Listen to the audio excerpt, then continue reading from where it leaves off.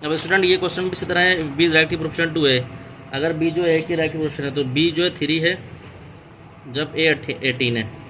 आपको बोला है बी के लिए मालूम करनी जब ए 24 है। तो ये भी इसी तरह क्वेश्चन होगा, तो उम्मीद करता हूँ ये आप कर लेंगे, लेकिन फिर मैं सॉल्व करा रहा हूँ। तो जो student b is directly proportional to a, then the proportion sign is remove, then we take k in place of proportion sign and a is है। सही है, इसी तरह कनेक्टिंग क्वेश्चन।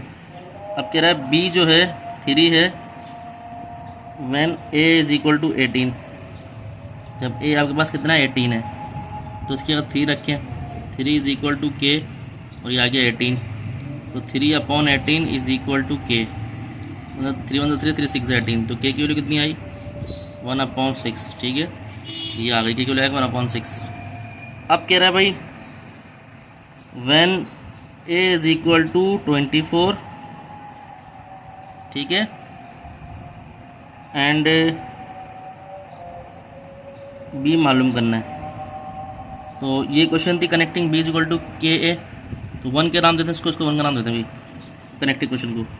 तो this is the implies, this is one equation implies B is equal to के A. So B मालूम करना है, के की वैल्यू 1/6 और ये हो गया 24। तो 6 1 6, 6 4 24, तो बी की वैल्यू आ गई 4। तो स्टूडेंट ये 2 है हमारी कंप्लीट हो गई है। देखिए स्टूडेंट किस तरह हमने 2 है पूरी कंप्लीट कर लिया। तो अगर आपको मतलब अच्छा लगा लाइक और सब्सक्राइब करें और दोस्तों यार में शेयर करें। मज़ीद वीडियो आपको मिलती रहेंगी। अपना ध्यान रखें। अस्सलाम वालेकुम जी। अस्सलाम वालेकुम डेयर स्टूडेंट, उम्मीद करता हूँ खैरियत से होंगे।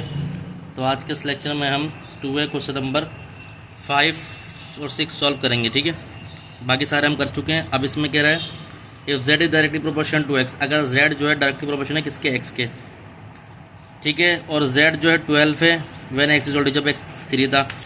तो कह रहा है आपसे कि आप वैल्यू मालूम करो x की जब z जो है 18 हो। वैल्यू उसको मालूम करनी है x जब z 18 हो। चलो ये मैंने क्वेश्चन अपनी नोटबुक पर उतारा हुआ है और बहुत ही आसान सवाल है। इसको हम देख लेते हैं किस तरह सॉल्व होगा भाई डियर स्टूडेंट। तो ये भाई सॉल्व हम कर लेते हैं। यहाँ पर z जो है डायरेक्टली प्रोपोर्शनल है x के। ठीक है, तो डायरेक्टली प्रोपोर्शनलिटी का साइन ये होता है, आपको पता है। तो z लिखा इज इक्वल टू, यहाँ पर आ गया kx। अब कह रहा है कि अगर z है 12 है और x जो है 3, तो इस पे के किलो निकालें।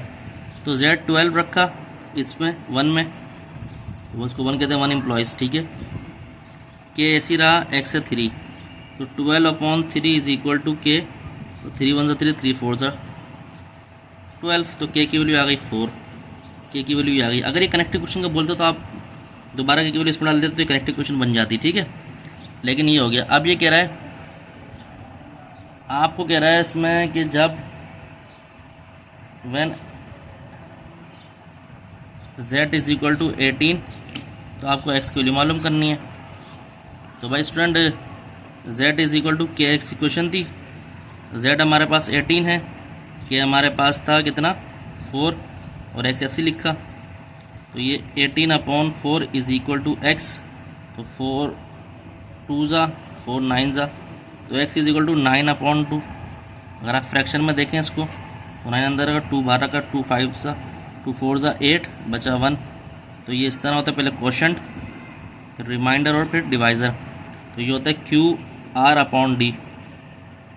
तो x इज इक्वल टू 4 1/2। तो ये हमारा आंसर आ गया। ठीक है, तो उम्मीद करता हूँ ये समझ आया क्वेश्चन आपको।